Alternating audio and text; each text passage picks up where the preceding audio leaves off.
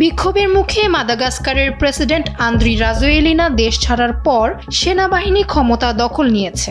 সেনাবাহিনীর elite unit এ তথ্য জানিয়েছে বলে মঙ্গলবার বিবিসির এক প্রতিবেদনে বলা হয়েছে।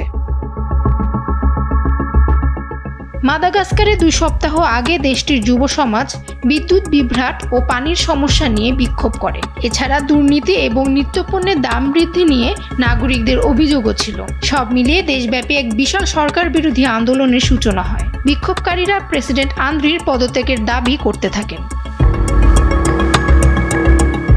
অপ্রত্যাশিতভাবে গত শনিবার মাদাগাস্কারের সেনাবাহিনীরা ব্যারাক থেকে বেরিয়ে যোগ দেয় বিক্ষোভকারীদের সাথে।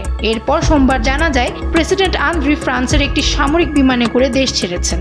এরপর তিনি সামাজিক মাধ্যমে দেশত্যাগের বিষয়টি নিশ্চিত করেন। তিনি বলেন, জীবন রক্ষায় তিনি নিরাপদ স্থানে আছেন।